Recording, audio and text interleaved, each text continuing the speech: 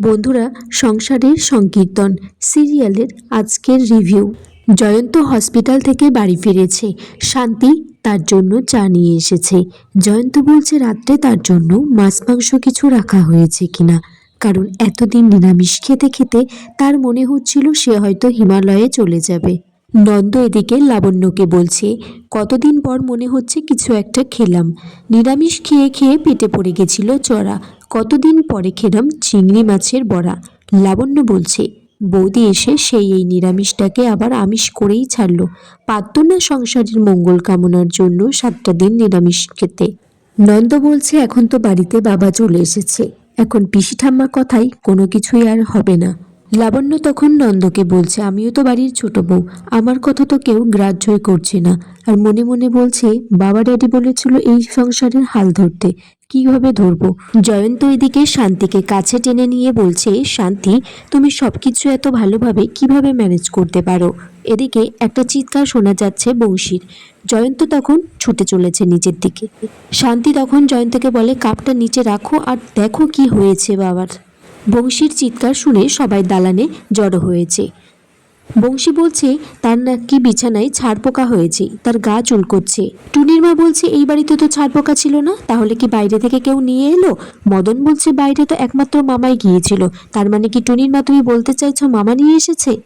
টুনির মা বলছে, ওই ঘরে তো ছোট বৌদিমণির বাবা ঘুমিয়েছিল, উনি কি তাহলে জামাই করে ছাড়পোকা নিয়ে এসেছে। শান্তি তখন বলছে, টুনির মা, জামাই করে কেউ ছাড়পোকা নিয়ে আসে নাকি, এইরকম বলো না। বংশী তখন বলছে যে আমার ঘরে কেন শুতে দেওয়া হয়েছিল, আরও তো অন্যান্য ঘর ছিল। তখন লাবণ্য বলছে যে দাদুই বলেছে ওই ঘরে শুতে, তাছাড়া বাবা তো বেশিক্ষণ ওই ঘরে শুতেও পারিনি। এদিকে কাদম্বরী কান্নাকাটি করছে আর বলছে, এই বাড়িতে আমি এক কোণে পড়ে থাকি দাদা, আমার কথার আর কোনো দামই নেই। মদন তখন বলছে, আমরা এই বাড়িতে ছাড়পোকার থেকে অনেকজন বেশিই আছি, সবাই যদি একটা একটা করে ছাড়পোকা মেরে দিই তাহলে ছাড়পোকার নির্বংশ হয়ে যাবে। শান্তি তখন বলছে, ঠিক বলেছ, চলো আমরা তখন ছাড়পোকাগুলোকে খুঁজি। টুনির মাকে বলে যে ঝাঁটা আনার জন্য। শান্তি বলছে, বাবা ছাড়পোকার শুরু দেখেছে, আমি এই বংশের ছাড়পোকার শেষ দেখে ছাড়বো, ছাড়পোকার বংশকে নির্বংশ করব। মদনের মা বলছে, এই কথাগুলোকে তুমি আমাদেরকে বললে। শান্তি, জয়ন্ত, লাবণ্য, টুনির মা তারপর বংশীর ঘরে গিয়ে বংশীর বিছানাটাকে তুলে বাইরে নিয়ে আসে। আর এদিকে মদন বলছে, তোমরা তো মামাকে ঘর ছাড়া করেইছিলে, এবার কি মামার জিনিসপত্র ঘরের বাইরে বার করে দিয়ে মামাকে একবারের জন্য বাড়ি থেকে বার করে দেওয়ার প্ল্যান করছো। তখন জয়ন্ত বলছে মদন দাকে চুপ করতে, আর নন্দও বলছে, মদন দা তুমি বরঞ্চ ঘরে যাও, তোমার পায়ের তলায় 3-4টে ছাড়পোকা চাপা পড়ে মরে যেতেও পারে। বিছানাটাকে বাইরে নিয়ে আসলে সবাই বলে যে ছাড়পোকাগুলোকে মারতে হবে কিভাবে তার ব্যবস্থা করতে। শান্তি বলে কিছুক্ষণ অপেক্ষা করতে, ছাড়পোকাগুলো বাইরে বেরোলেই কিভাবে মারবে তার ব্যবস্থা করবে। কিন্তু লাবণ্য কারোর কোনো কথা না শুনেই নন্দের সাথে সেই বিছানা ঝাড়তে শুরু করে দেয়। অনেক ধুলো বাইরে বেরিয়ে আসে। বংশীর আবার ধুলোয় অ্যালার্জি আছে, হাঁচি হচ্ছে।